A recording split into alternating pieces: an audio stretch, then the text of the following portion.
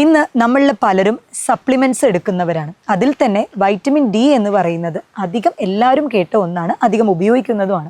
അപ്പോൾ എന്താണ് നമ്മുടെ ശരീരത്തിൽ ഈ വൈറ്റമിൻ ഡി കുറയാനായിട്ടുള്ള കാരണം? അത് നാച്ചുറലായിട്ട് കൂട്ടാൻ പറ്റുമോ?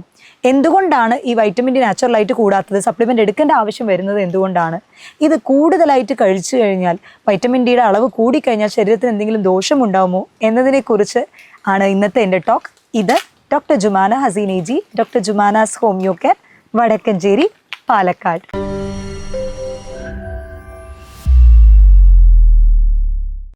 ഈ വൈറ്റമിൻ ഡി എന്ന് പറയുന്നത് നമ്മുടെ സൂര്യ വെളിച്ചത്തിൽ നിന്നാണ് മെയിൻ സോഴ്സ് കിട്ടുന്നത്. മറ്റ് വൈറ്റമിൻസ് പോലെ ഇത് ഭക്ഷണത്തിൽ നിന്ന് കിട്ടുന്നത് വളരെയധികം കുറവാണ്. ഇനി അഥവാ ഉണ്ടെങ്കിൽ തന്നെ അത് മീൻ, മുട്ട, പാല്, അതുപോലെ നോൺ വെജിറ്റേറിയൻ ആയിട്ടുള്ള ഭക്ഷണങ്ങളിലാണ് വളരെ കുറഞ്ഞ അളവിൽ നമുക്ക് ഈ വൈറ്റമിൻ ഡി ലഭ്യമാവുന്നത്. അപ്പോൾ കൂടുതലായിട്ടും ഇത് കിട്ടുന്നത് വൈറ്റമിൻ ഡി സൺലൈറ്റ്, നമ്മൾ സൂര്യ വെളിച്ചത്തിനോട് എക്സ്പോസ് ചെയ്യുന്നതുകൊണ്ടാണ്. ഇന്നത്തെ കാലത്ത് ഈ വൈറ്റമിൻ ഡി എന്തുകൊണ്ടാണ് ഈ വൈറ്റമിൻ ഡി ഒരു കൂടുതൽ പ്രശ്നമായി മാറുന്നത്? ഒന്ന്, ഈ വൈറ്റമിൻ ഡി എന്നുള്ള സംഭവം നമ്മൾ ഡയഗ്നോസ് ചെയ്യുന്നുണ്ട്.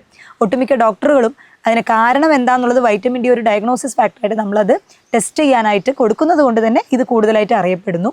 അതേപോലെ തന്നെ നമ്മൾ ഈ വൈറ്റമിൻ ഡി എന്ന് പറയുന്നത് നമ്മുടെ ശരീരത്തിൽ ഒരുപാട് കാര്യങ്ങൾക്ക് സഹായിക്കുന്ന ഒന്നാണ്. നമ്മുടെ പ്രതിരോധശേഷി, അതേപോലെ നമ്മുടെ ലിവറിൻ്റെ ഹെൽത്ത്, നമ്മുടെ brain power, mental disorders, even ചിലർക്ക് ഈ ആങ്സൈറ്റി എന്ന് പറയും, അതായത് അമിതമായിട്ടുള്ള ഉത്കണ്ഠ, ഡിപ്രഷൻ, ഈവൻ ഹാർട്ടിൻ്റെ ആരോഗ്യത്തിന് വരെ, നമ്മുടെ ഹൃദയത്തിൻ്റെ ആരോഗ്യത്തിന് വരെ ഈ വൈറ്റമിൻ ഡി വളരെയധികം അത്യന്താപേക്ഷിതമാണ് എന്ന് പഠനങ്ങൾ പറഞ്ഞു വരുന്നുണ്ട്. ഇന്നത്തെ ജീവിതശൈലിയിൽ വന്ന ഒരു മാറ്റം നമ്മുടെ വൈറ്റമിൻ ഡി കിട്ടാതാവാൻ ഒരു കാരണമാവുന്നുണ്ട്. കാരണം ഒട്ടുമിക്ക ആളുകളും നമ്മൾ വീട്ടിൽ ഒതുങ്ങിക്കൂടുന്നതാണ്. അധികവും നമ്മൾ വെയിലിലോട്ട് ഇറങ്ങുന്നില്ല. ഇനി അഥവാ ഇറങ്ങുകയാണെങ്കിൽ തന്നെ നമ്മൾ ഈ വെയിലെന്ന് പറയുന്നത് അതിൽ UV ലൈറ്റിൽ നിന്നാണ് നമ്മുടെ സ്കിന്ന് തട്ടി, സ്കിന്നാണ് അത് കൺവേർട്ട് ചെയ്യുന്നത്.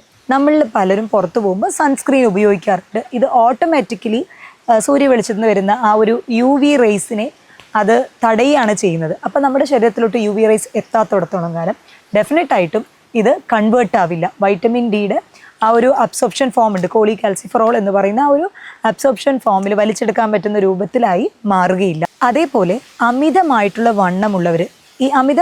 വണ്ണമുള്ളവരിൽ ഈ വൈറ്റമിൻ ഡി സ്കിന്നിൽ നിന്നും വലിച്ചെടുത്താലും തന്നെ അവിടെ തന്നെ അത് കുടുങ്ങിക്കിടക്കും. അത് നമ്മുടെ ശരീരത്തിലോട്ട്, രക്തത്തിലോട്ട് അത് കലരുകയില്ല. അപ്പോൾ അതുകൊണ്ട് തന്നെ അമിതമായിട്ടുള്ള വണ്ണമുള്ളവരിൽ ഈ വൈറ്റമിൻ ഡി ഒരു കുറവായിട്ട് കണ്ടുവരുന്നുണ്ട്. ഇനി ഈ വൈറ്റമിൻ ഡിയുടെ കുറവ് എന്തിലോട്ടൊക്കെ നയിക്കാം? ജസ്റ്റ് വൈറ്റമിൻ ഡി എന്ന് പറയുമ്പോൾ ബോണും കാൽഷ്യവുമാണ് പലരും അത് ആലോചിക്കുന്നത്. തീർച്ചയായിട്ടും കാൽഷ്യം നമ്മുടെ ശരീരത്തിന് പറ്റിയ അളവിൽ കിട്ടണമെന്നുണ്ടെങ്കിൽ അതിനും വൈറ്റമിൻ ഡി ഒഴിച്ചുകൂടാൻ പറ്റാത്ത ഒന്നാണ്. പക്ഷെ അതിൻ്റെ ഒപ്പം തന്നെ നമ്മുടെ ഹൃദയത്തിൻ്റെ ആ ഒരു ആരോഗ്യം കാത്തു സൂക്ഷിക്കാനും നമ്മുടെ മെൻ്റൽ പവർ ബൂസ്റ്റ് ചെയ്യാനും പ്രതിരോധ ശേഷിനെ വരെ എഫക്റ്റ് ചെയ്യുന്ന ഒന്നാണ് ഈ വൈറ്റമിൻ ഡി എന്ന് പറയുന്നത്. ഈ വൈറ്റമിൻ ഡി ഞാൻ പറഞ്ഞല്ലോ, അത് സൂര്യ വെളിച്ചത്തിൽ നമ്മൾ വൈറ്റമിൻ ഡിനോട് എക്സ്പോസ്ഡ് ആവണം എന്ന് പറഞ്ഞിട്ട്. എന്നാൽ ഇത് എല്ലാവർക്കും ഒരുപോലെയല്ല, എല്ലാ ക്ലൈമറ്റിലും ഒരുപോലെയല്ല. ഡാർക്ക് സ്കിന്നുള്ളവരിൽ കുറച്ചുകൂടി മെലാനിൻ പിഗ്മെൻറ്റ് അവരിൽ വളരെയധികം കൂടുതലായിരിക്കും.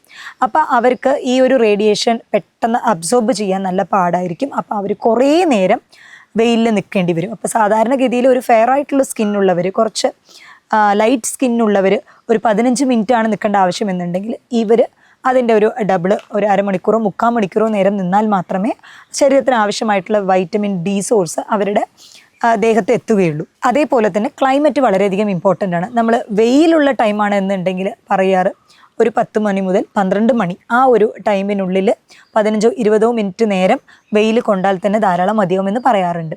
എന്നാൽ മഞ്ഞുള്ള ടൈമിൽ, കുറച്ചുകൂടെ തണുപ്പുള്ള കാലാവസ്ഥയിൽ എന്ന് പറയുമ്പോൾ 12 മണി മുതൽ 3 മണി വരെ നല്ല ഉച്ചവെയിൽ, ആ ഒരു നല്ല വെയിൽ ഉള്ള സമയത്താണ് ദേഹത്തിൽ ആ ഒരു റേഡിയേഷൻ പതിക്കേണ്ടത്. അപ്പോൾ ആ ഒരു സമയത്താണ് കൂടുതലായിട്ട് നമ്മൾ എക്സ്പോസ്ഡ് ആയിട്ട് ഇരിക്കേണ്ടത്. വൈറ്റമിൻ ഡി നമ്മൾ ടെസ്റ്റ് ചെയ്യാനുള്ളതെന്ന് പറയുന്നത് 25 ഹൈഡ്രോക്സി വൈറ്റമിൻ ഡി ടെസ്റ്റ് എന്ന് പറഞ്ഞ് രാവിലെ വെറും വയറ്റിൽ ബ്ലഡ് ടെസ്റ്റ് എടുത്തു കഴിഞ്ഞാൽ തന്നെ നമുക്ക് അതിൻ്റെ വാല്യൂസ് കണ്ടറിയാനായിട്ട് പറ്റും. അപ്പോൾ അതിൽ കുറഞ്ഞവരാണെന്നുണ്ടെങ്കിൽ, വൈറ്റമിൻ ഡി 10 കുറവാണെന്നുണ്ടെങ്കിൽ അവർക്ക് അമിതമായിട്ടുള്ള ക്ഷീണം, ഉത്കണ്ഠ, ഉറക്കമില്ലായ്മ, പിന്നെ ഹൃദയമിടിപ്പ് കൂടുക, അങ്ങനെ വളരെയധികം അപകടകരമായിട്ടുള്ള ഒന്നാണ് ഈ വൈറ്റമിൻ ഡിയുടെ കുറവെന്ന് പറയുന്നത്. വൈറ്റമിൻ ഡി ഒരുപാട് കുറഞ്ഞു കഴിഞ്ഞാൽ, 4-3 ലെവലിനേക്കാൾ കുറഞ്ഞു കഴിഞ്ഞാൽ ഈവൻ അത് ഹൃദയത്തിൻ്റെ ഫങ്ഷനിങ്ങിനെ തന്നെ തകരാറിലാക്കാൻ സാധ്യതയുണ്ട്. അപ്പോൾ അത് കറക്റ്റ് ടൈമിൽ നമ്മളത് ഡയഗ്നോസ് ചെയ്ത് അതിൻ്റെ സപ്ലിമെൻ്റ് എടുക്കുകയാണെന്നുണ്ടെങ്കിൽ, ഇപ്പോൾ ചിലരെങ്കിലും പറയാറുണ്ട് ഡോക്ടറെ വൈറ്റമിൻ ഡി കുറവാണ്, 9 ഉള്ളൂ 8 ഉള്ളൂ, എന്നാൽ പിന്നെ ഡെയിലി അങ്ങോട്ട് വെയിൽ കൊണ്ടാൽ പോരെ എന്ന് പറഞ്ഞിട്ട്. വെയിൽ കൊള്ളുന്നത് ഈ ഒരു ബോർഡർ ലൈനിൽ നിൽക്കുന്നവർ വൈറ്റമിൻ ഡിയുടെ ലെവൽ ഒരു 20 തൊട്ട് 30 നാനോഗ്രാം ആ ഒരു ഇൻ്റർനാഷണൽ യൂണിറ്റ് ലെവലിലൊക്കെ നിൽക്കുന്നതാണ് എന്നുണ്ടെങ്കിൽ തീർച്ചയായിട്ടും ആ വെയിൽ കൊണ്ടാൽ തന്നെ ധാരാളം മതിയാവും. എന്നാൽ ഒരുപാട് ലോ ആയിട്ടുള്ളവരിൽ പെട്ടെന്ന് തന്നെ വൈറ്റമിൻ ഡി കൂടേണ്ട ആവശ്യമുണ്ട്. അതിന് വെയിലിൽ ദിവസം നിന്നത് കൊണ്ട് മാത്രമാവില്ല, തീർച്ചയായിട്ടും വൈറ്റമിൻ ഡിയുടെ സപ്ലിമെൻ്റ് എടുക്കേണ്ടി വരും. ഇനി ഈ വൈറ്റമിൻ ഡിയുടെ സപ്ലിമെൻറ്റ് ചിലരെങ്കിലും എന്താ ചെയ്യാറെന്ന് വെച്ചാൽ ഡോക്ടറെ അടുത്ത് കൺസൾട്ട് ചെയ്യും. അപ്പോൾ ഡോക്ടർ പറയുന്നുണ്ടാകും ഒരു 2 മാസം എടുക്കുക അല്ലെങ്കിൽ 3 മാസം എടുക്കാനായിട്ട് പറയും. അതിനുശേഷം ഒരു മെയിൻറ്റെയിനിങ് ഡോസ് എന്ന നിലയ്ക്ക് ഒരു 2 മാസം മന്ത്ലി വൺസ്, ബാക്കിയുള്ളത് നമ്മൾ ആഴ്ചയിൽ ഒരിക്കലാണ് കൊടുക്കാറ്. ഇനി ദിവസവും എടുക്കുന്ന ഡോസേജ് ഉണ്ട്. ആഴ്ചയിൽ ഒരിക്കലാകുമ്പോൾ ചിലർ 60,000 ഇൻ്റർനാഷണൽ യൂണിറ്റാണ് അഡൽസിനെ കൊടുക്കാറ്. അതിപ്പോൾ ദിവസവുമാണ് എന്നുണ്ടെങ്കിൽ 4,000 ഇൻ്റർനാഷണൽ യൂണിറ്റിൽ കൂടരുത്. അപ്പോൾ മാക്സിമം 2,000 ഇൻ്റർനാഷണൽ യൂണിറ്റൊക്കെയാണ് നമ്മൾ ഡോക്ടേഴ്സ് സജസ്റ്റ് ചെയ്യുന്നത്. ഇനി അത് ദിവസവും എടുക്കാനായിട്ടുള്ളതാണ് 2,000 ഇൻ്റർനാഷണൽ യൂണിറ്റ് എന്ന് പറയുന്നത്. ഈ ആഴ്ചയിൽ ഒരിക്കൽ എടുക്കും. അപ്പോൾ ഒരു 3 മാസം 4 മാസം കഴിഞ്ഞ് പിന്നെ ഡോക്ടറെ കൺസൾട്ട് ചെയ്യാതെ ഇത് അവർ സ്ഥിരമായി എടുക്കുന്ന ഒരു പ്രകൃതം ഉണ്ടാവും. ഇത് സ്ഥിരമായി എടുക്കുമ്പോൾ വൈറ്റമിൻ ഡി ടോക്സിസിറ്റി ഉണ്ടാവും. കാരണം ഈ വൈറ്റമിൻ ഡിയുടെ നമ്മൾ അബ്സോർപ്ഷൻ എന്ന് പറയുന്നത് ഒന്ന് കരളിലും പിന്നെ കിഡ്നിയിലുമാണ് ഇത് അതിൻ്റെ വലിച്ചെടുക്കത്തക്കുള്ള ഫോമിലായിട്ട് മാറുന്നത്. അപ്പോൾ ഒരുപാട് കണ്ടിന്യൂസ് ആയിട്ട് ഇത് കഴിച്ചു കഴിയുമ്പോൾ വൈറ്റമിൻ ഡി ടോക്സിസിറ്റി ഉണ്ടാവാനുള്ള സാധ്യതകൾ വളരെയധികം കൂടുതലാണ്. അപ്പോൾ ഒരു ഡോക്ടർ പറഞ്ഞ രീതിക്ക് തന്നെ അത് കൺസൾട്ട് ചെയ്ത് അതേ രീതിക്ക് എടുക്കുക. തുടർന്ന് നിങ്ങളായിട്ട് തന്നെ വൈറ്റമിൻ ഡി എടുക്കാതിരിക്കാനായിട്ട് ശ്രദ്ധിക്കാം. വൈറ്റമിൻ ഡിയുടെ കുറവ് ഇപ്പോൾ ശരീരത്തിൽ കാണിച്ചിരുന്ന ചില ലക്ഷണങ്ങളുണ്ട്.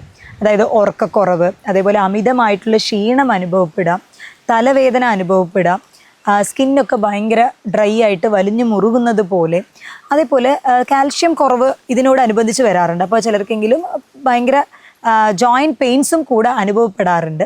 അപ്പോൾ വൈറ്റമിൻ ഡിയുടെ കുറവ് സ്റ്റാർട്ടിങ്ങിൽ തന്നെ അത് തിരിച്ചറിഞ്ഞ് അത് സപ്ലിമെൻ്റ് എടുക്കേണ്ടടുത്ത് എടുക്കുക. അല്ലാത്തവർ സൂര്യവെളിച്ചത്തിന് നാച്ചുറലായിട്ട് എക്സ്പോസ്ഡ് ആയിട്ട് അങ്ങനെ വൈറ്റമിൻ ഡി കൂട്ടാനായിട്ട് ശ്രമിക്കുക. ചെറിയ തോതിൽ പാല്, മുട്ട, ഇറച്ചി ഈ ഒരു വിഭവങ്ങളിലൊക്കെ വൈറ്റമിൻ ഡി അവൈലബിൾ ആണ്. അപ്പോൾ വൈറ്റമിൻ ഡി എന്ന് പറയുന്നത് നമ്മൾക്ക് മാത്രമല്ല കുട്ടികളിലും പ്രതിരോധ ശേഷിനെ ഒരുപാട് എഫക്റ്റ് ചെയ്യുന്ന ഒന്നാണ്. കുട്ടികൾ ഫ്രീക്വൻ്റ് ആയിട്ട് ഇൻഫെക്ഷൻ വരുന്നുണ്ട്, തുടർന്ന് ഇൻഫെക്ഷൻ തന്നെ വന്നുകൊണ്ടിരിക്കുന്നുണ്ട്, പനി ജലദോഷം ഇങ്ങനെ വിട്ടുമാറാത്തതുണ്ട് എന്നുണ്ടെങ്കിൽ അവരുടെയും വൈറ്റമിൻ ഡി ലെവൽ ഒന്ന് ചെക്ക് ചെയ്യുന്നത് നല്ലതായിരിക്കും. കുട്ടികളുടെ ഒരു എടുക്കുന്ന യൂണിറ്റ് വേറെയാണ്. അതിൻ്റെ ഒരു ഡോക്ടറെ കൺസൾട്ട് ചെയ്തിട്ട് വേണം അവരുടെ ബുദ്ധിമുട്ടുകൾ മനസ്സിലാക്കി അതിനനുസരിച്ചുള്ള സപ്ലിമെൻ്റ് എടുക്കാനായിട്ട്. മറ്റൊരു ഹെൽത്ത് ടോപ്പിക്കുമായിട്ട് വീണ്ടും കാണാം. ഇത് നിങ്ങളുടെ doctor Jumana Haseen AG, doctor Jumana's homeo care, Vadakkanchery, Palakkad.